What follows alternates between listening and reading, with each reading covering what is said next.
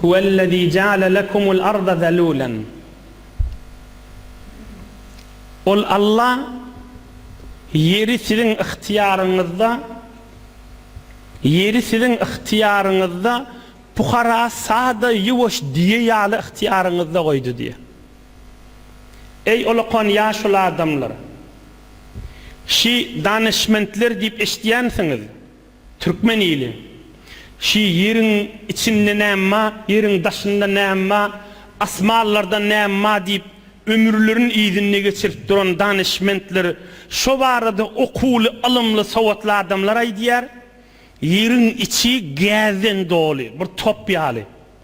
Titrep du darga mali, durmağa hali yok. Yerin içi gazden dolu, her lehze tayyarlığı ve amadegisi ve munfecir olmağı, toğluk yer. Gicunil amadegisi ve titremeğe, zilzile gelmeğe. Hudaya diye, huvellezî ceale lekumul arda zelûlen. Fakat men Hudaya diyen diye, şu yer men size yaşar yalet koydum diye. Hiç kim şu arada nazar verip başarmaz diye Allah. Hudaya diye, huvellezî ceale lekumul arda zelûlen. Men Hudaya şu yeri size yaşamadan çürüyüm teyyar etip koydum diye. Yoksa şu okulu danışmentler ay diye, şu yer haklı gidip kalsa yaşar yal yer değil. Yani tamam sen paralı, tiki daşlı yeri kaşın asmanın gici unil yağcak bolup du diye. Ama ol beyleki seyyarlı ve müşteri birdat diyenlerle danışmentler ay diye, şolar öz duran yerlerini, yere afet gelmez yanık öz mesirini yerden muhafazet etip durur diye. Ey Allah şıldadı etmesi kim başaracak şunu nazarı vermeye? İnsan necir öz Hudayını inkar etmeli. Hudayını inkar ediyen adam bir hayalıktan haysiyana girmeli. Olukon seyyare ki müşteri divaydiliye tamam şi yeri tiki yağcak daşları olukon sen paralan evine geçti diye ödünün medarına. Allah şunu etmeti kim başarmalı şunu? İnsan haklı sat yer mi? İneşi mahal fakat bir uğruna aydılıp da yoksa şu ahtarşinasla yıldız tanıyerlin öz kitaplarını gurrunlarını giyirsin münler çeşitli gurrunları vardı. İnsan haklı satacak değil. Subhaneke ya Rabbi, Subhaneke ya Rabbi, Subhaneke ya Rabbi deyip duram Allah. İçi gelden ne oluyor? Titrecekten, göçecekten, her zat şuna yağıp dargatacaktan, ama Allah Teala hem taraftan ta aytyan vakti meçeli ki kıyamet yağdığı olsun muhafazet etip dunni vaydiye. Huvellezî ceale lekumul arda zelûlen. Yeri sizin ihtiyarınızda koydum deyiptir Allah Teala. Ey yaş oğlullah, ey gül yağlı oğlullah. Yeri Allah Teala demir yağlı etip koyuptur mu birilerden çürüyüm? Şişe yağlı etip koyuptur mu? Pamuk yağlı yürüyüp olacak değil etip koyuptur mu? Yumuşacık bolur yanık yer bile. Ya tamam batlık etip koyuptur mu? Batar yağlı adamlar. Yok, bir tarafın gözlerinde yumuşak. Demir yağlı değil. Bir tarafın gözlerinde katı, pamuk yağlı değil. Kazsan kuyuya kaşın gitip boluyor. Kazsan kanatlar kazıp boluyor. Şifteler koyup zaylar salıp boluyor.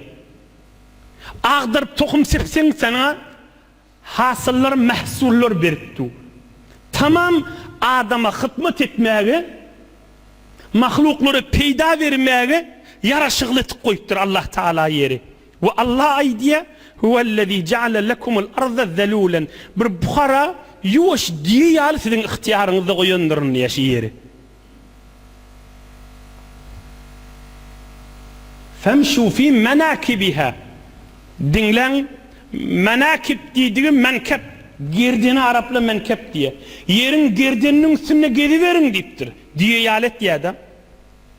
Yerin üstüne dediği de Geziverin yerin üstünde, yürüyüverin deyiptir.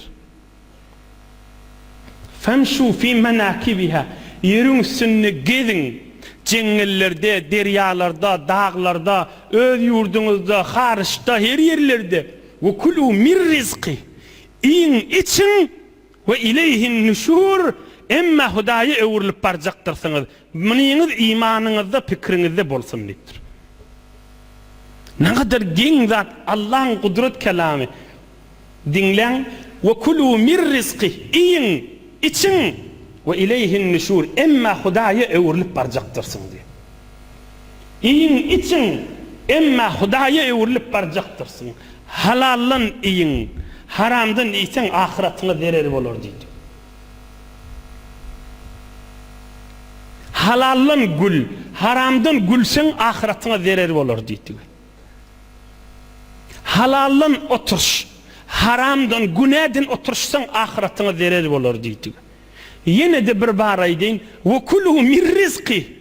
Allah'ın ırzkılını yiyip için deyiptir Huday Teala. Ve gezin deyiptir. Emma ve ileyhin nüşur. Hudaya öwürlüp barjaksın deyiptir. Hi haberin yok mudur? Bu dünyanın mihmanısen ağzı kan teyyar kıl, kervan çekilmezden burun. Mahtumul işan aydı.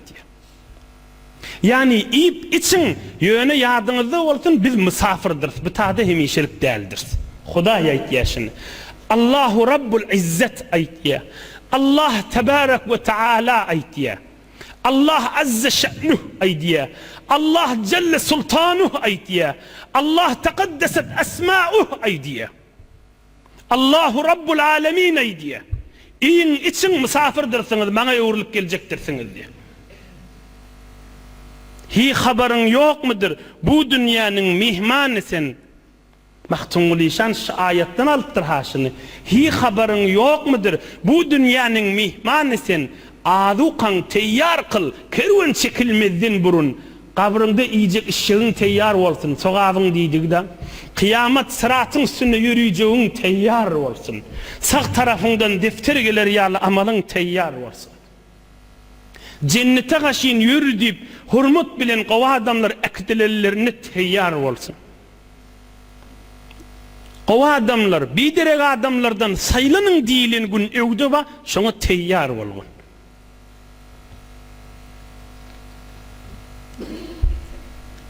Yaş doğalla. İnsan Huday Teala yana ayeye kerimede aytti da hevri ecizdir dedi. Yer titrer verse elinden zat gelmez dedi. Asmanın daşları yaksa elinizden zat gelmez dedi. İnsan hevri ecizdir ve Huday aytti men sizi yarattım diye. Ve sizi yarattım ve yine öwürlüp geleceksiniz diye. Öwürlep üstüne Huday ayetleri getiriyor. Kıyamatta gözümüz bilen görün yalıdıp Allah bize tasviri çekip aytiye. Kafirler yakıncaktan cehennem görürlerini yüzleri ütke hem ferişteli aytacak. Kıyamet olacak mı? Cehennem olacak mı diyeniniz inişibar giyri verin diye aydılacak. Huday işini bize aydı oti. İnişi dünyada da şu mahal İnsan hevri ecizdir. Allah'ın dinini, Huday'ın emrini ütgetmeden. Yani ne mi? Yani günah işedip hoşbaht olacak. Günah etmeyecek adam mı? Her hafta bir şey deyip aytiyaz. Günahın izinine gezmek olkan bir direk zattır. Günahın izinine gezecek, hoşbaht olacak.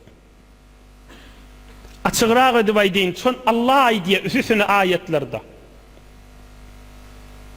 Huday aydiye men ırzkılım iyin, emme öwürlüp geleceksiniz diye. Men fakirlikten korkyan, men pulum yok deyip de, uzr isteyen yaşlılar, cavan oğlulu qow dinlen. Men fakirlikten çürüyüm, yeni uzr isteyen Müslüman doğullu. Men garip halimma, şunun için men zina etyen neyse bir zinana. Az-zina yurisul fakra. Resulullah aydıptır. İnni men utanışık bol aytmayayım mı? Men odira hayam olacak mı Resulullah aydandan sonra? Az-zina yurisul fakra. Zina gariplik getirir deyiptir. Resulullah'ın aydan sözü. Az-zina yurisul fakra, gariplik getirir deyiptir. Yüreğinin mıdam mätäşlik bağdaşın. Yerin yüzünü adına seni destin, gariptir şol. Fakirdir mıdam, mätäşlidir. Hiç yüreğinin hoşluğu bolmaz. Müslüman ağlanmasın. Bir Müslüman ağlanmasın. İnsan iştiba eder, mesirini doğrular. Yani Huday aytti. Müslüman doğruca iki ayağı bilen doğru yürüyenler deydi. Mesela şu mahal açıqraq aydayli bir yol bilen sen baryan da maşada qaşin baryan. Yol bilen baryan, yollu düşyan bir yanada. Yollu düşende bir bağa, bir güle, bir miwa güymenyan. Men yol bilen moleyin, yolokçu yollu gerektir diye köne Türkmen. Dirru yolu giriyan. Şıladam qova adam bir yanlışta güymenjek bollu. Adam yanlış ya da bir gengrek zat görendi. İmme dirru yolu girdi. İmme şu yolda cengelle düşüpti. Güymenip, onu özdep, bunu özdep, onu özdep, bunu özdep cengelin içine girse ya dera kaçar, ya ilan çakar, ya kaplan yer, ya iyine geliyense yolu tapmaz ve helak bulur. Bir kim yolun yitiren adam. Bir yolun yitirdi, bir mesirini yolunu ütköttü. Bir adamma yolu bir yanlışya dirru yolu giriyor da. Ama bir adam bir kulli yolunu ütköttü. Huday aytiya, Allah Teala aytiya. Müslüman adam doğruca yürüyor. Yani yolu tikenniye, gülü uymenyan, miwa uymenyan, atra uymenyan, sese uymenyan, uymenyan da. Ama Müslüman yolu doğrudur. Gurrundan kan çıkmayın. Huday aytiya. İyin için gülüşün öwürlüp gelecektirsiniz diye. Ya mesela men adamimden muhabbet az görýän. Ya adamim bilýän günah işitýänligini menni günah etjek diýer. Şeytana allanma. Adamim günah etýänligini bilýänni mesirin yolundan çıkma. Cennetin yolundan kenara çıkma. Efemme yemşi mukibben ala ve ehda emmen yemşi seviyen ala sıratin mustakim. Huday diye yıkılıp sürüşüp duran adam doğru yol bilen gider mi? Ya doğruca günce baryan adam yol bilen gider mi diye. Elbette doğruca baryan adam yol bilen gider. Adamim günah ettiği deyip menni günah etcek dişi yoldan çıkar. Yoldan çıkma. O yoldan çıktı. O yoldan çıktı. O yoldan çıktı deyip sen yoldan çıkma. Katına rahatçılık düşür. Tökünmez derdi düşamasın. Şeytana ağlanıp, şeytana mengiş, ya zinana ya erkeğe ağlanıp, senin için soğutacak bolsan günah etip yoldan çıkamasın. Yoldan çıkamasın. Ak nesihattır, Allah'ın kelamı aydılıvati yoldan çıkamasın. Ya mesela Allah can hemme Müslümanlara tevfik versin, hususen sağda Türkmen doğan çıklama. Kumarın üstünden pullanacak bolye. Allah diye sağda Türkmen doğan çıklama. Ve kulû min rizqi, min ırskalım iyi ve ileyhin nüşur öwürlüp geleceksin diye.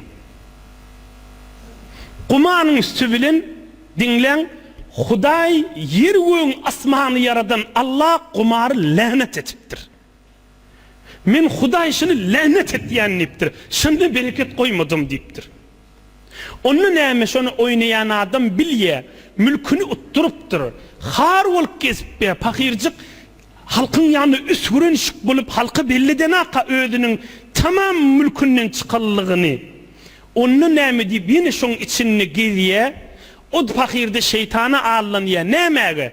Ol öz içinden aýtýar, men şu ýoldan başlaň aýtýan dargadım diye, men şu ýoldan ýene de özüm pullanaryn diye. Şeytan meni ağlawatydy. Belki şoň ýoly, belki şoň ýoly, belki şoň ýoly gelip iman, nur, Kur'an seçilýän ýerde sizinki al gelip oturup da gursagyny nurly edip de ay men şonu etberdim, ırskalımı Huday verir deyip oturmaktır. Ve halal çereğin idinine gezmektir. O fakir näme allan ye? Agallan men utturanjamy gaýta ýygnaryn diye. Ýygnasaň da bereket ýok. Ýene bir tofar adamlaryň haqqy dawa. Hudaýy utup boljak-mı? Ýa-ni eşitdik. Yer göň sarsy berse kimin elinden gat geljek? Jengiller ýany berse kimin elinden gat geljek? Asmandan daşlar ýag berse kimin elinden gat geljek? İnsan kumdan yaradılıptır. Bir adam bolsa bir jellegen kum boljak, bir jaqap kum boljak. İnsan izafy keplemene hali yoktur. İnsan izafy keplemene hali yoktur. Ol qowzattır, ol nimettir, ol berekettir. Pespälçilik edip nur, bereket, Kur'an iderlap sen oturmuşun şudur şu berekettir. Allah cennetde mundan owadan oturmak hemmäňde nasip etsin. Bikarlıktan, vakti boşluktan gelip oturlanak, bikarlıktan televizyonun başında ne kadar adamla vaktini geçiripdi.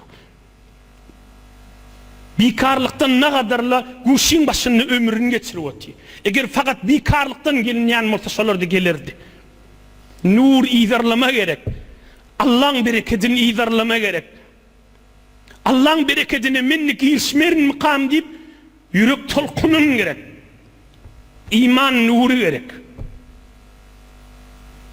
Allah'ın ırskalını iyin, emme öwürlüp geljeksiňiz, muny ýatdan çykarmaň diye.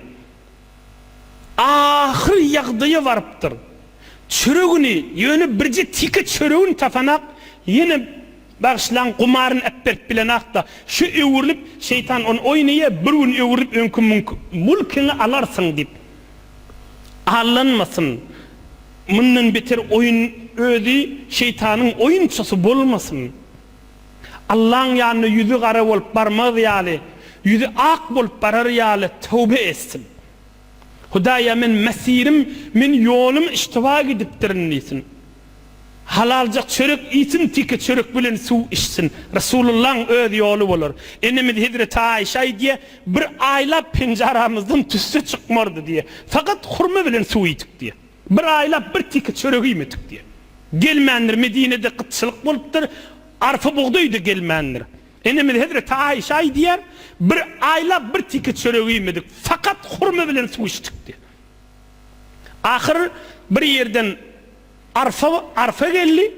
O şonu savurmany şu kılçıkları bilen çörek pişirdik. Ve Resulullah aleyhissalatu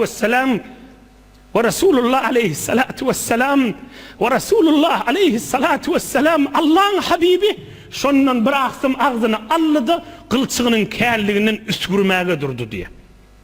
Ay men çöreğim känelçik, pulum känelçik deyip Hudaýyň ejazet bermedik ýerinden gitmegiň hoşlugy ýokdur. Adamı gaýtam kösöýändir.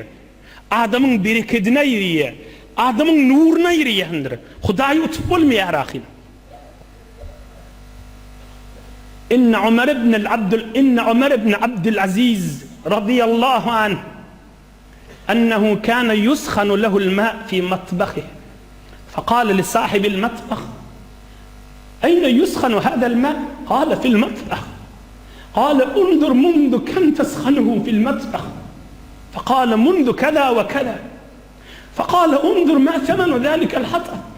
قال كذا وكذا. فأخذه عمر فألقاه في بيت المال رضي الله عنه. Ömer ibn Abdülaziz, Ömer dovum diýip aýdylýar. Adaletli beýik halife bolup musulmanlaryň üstünden gözlän adam. Bir gün şejer kışın güllerini, kışın sawuk hawasyny ýylja suw bilen dehret kılıp duranmış. Oğam birden ýadyna düşüpdir, hytmatkara aýdypdyr. Şu ýylja suw diýipdir, suw ýyldynda yerde yıltýan şu yıl suwuny ýerden getirýän diýipdir. Onu ol hadım aýdypdyr, aşoýdy yıltýanna diýipdir. Onu aşoýdýanyň şu uly Beytil Malyň odundan oklayan şolamy diýipdir. Hawa diýipdir. Onu şu güýreni bersen odun ýakyp maňa suw ýyldyp berňmi diýipdir. Hawa diýipdir. Onu şonu gaýrat et, näçe kilo, näçe ton, näçe pul mykdarça odun ýakanlyrsyň diýipdir. Onu ay megerde bolsa palança bolandyr.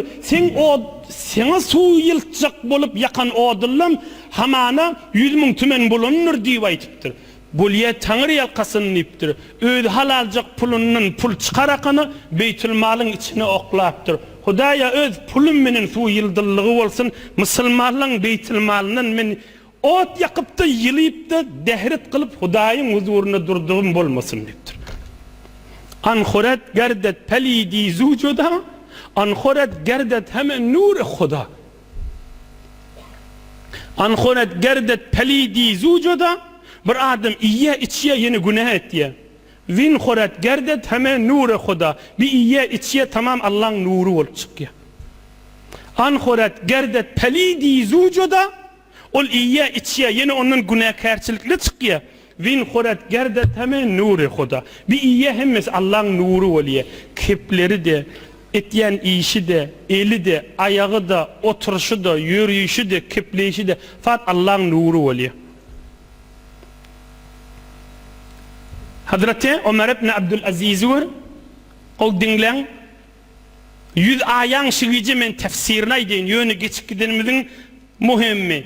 Yo muhim değil. Dersini Yaradan Allah'ın kelamından ders almak manadır. İçine girip manasını bilip merde amel olmak manadır. 3-4 heftemin nodal aydanlar Hazreti Ömer aydıptır Suriye Bakarani 12 yılla başardım deyiptir. 3 para Suriye Bakarani 12 yılla başardım deyiptir. 3 para yarım Suriye Bakarani 12 yılla başardım deyiptir. O gurruna girmeyin, öz gurrunumu da geleyin. Hazreti Ömer ibn Abdülaziz bir ikilinci Ömer verdi. Şın ediyen işini verdi. Bu adamın öz bağ vaktinde Hudayın leşkerinin birimiştik. Hudayın koşunun birimiştik. Hop, dünyadan geçenini 1350 yıl oluptur. İnnişin gurrunu dağda Hudayın koşunu oluyordu. Yani Hudayın dostları var, evliyalar. Evliyaların gurrunları Allah'ın leşkeri de adamın kalplarını sançıyor. Adamın yüreğindeki hafaganını çıkarıyor. Ül kalpler direkt diye. Allah Teala'nın dostları Hazreti Mevlana'yı diyendir. Hinki İsrafil vaktent evliya murdir azişan hayat estu haya. Hinki İsrafil vaktent evliya murdir azişan hayat estu haya. İsrafil kim? İsrafil ferişte nâmet diye. İsrafil ferişte ağzında tüytük var. Bir tüytük çalanını hemmek ölecek kıyametten önce. Sonra Allah emredecek tüytük çallayıp, tüytüğün çallayıp, bir sur tüytüğün çalanını hemme ruhlar ünkü cesedi varıp adamlar kavrdan çıkacak. Yani şu tüytüğün çalanını ölülü dirilecek de Hazreti Mevlana nâme diye. Hinki İsrafil vakten evliya. Allah'ın dostları da her zamanın İsrafil feriştesi yağırlar. Sesini işten kalpler dirilyendir deyiptir.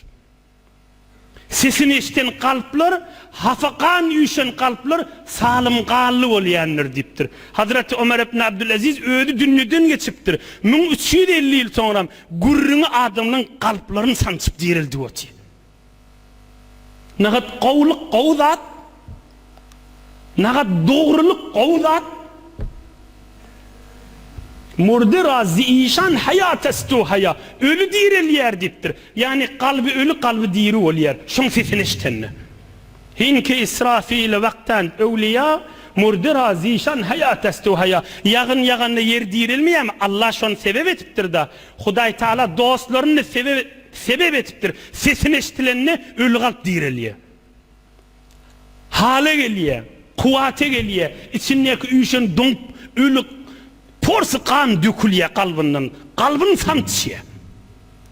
Hazreti Ömer ibn Abdülaziz وَكُلُوا مِنْ رِزْقِهِ وَاِلَيْهِ النُّشُورِ halal yiyin, halal yedeyin, Allah'a öğürülüp baracaktırın deyip onu edip arasında işleyişini verdi.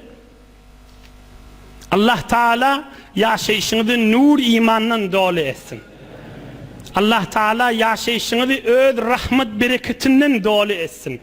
Şeyttirip dağı soğuk havada bir kan cemaat bolup Allah'ın kelamının manalarını, vaazlarını, alımlarını, eşlerini uyuşupsunuz. Yaradan Allah sizin iki dünyanızı abad etsin. gelip bilmeýärler, ya zinana bolup gelip bilenak, ya mariz bolup gelenak, ya başga ýurdun adamsy bolup gelip bilenak, Allah olary da şu hayır dağan içine girýärlerden etsin.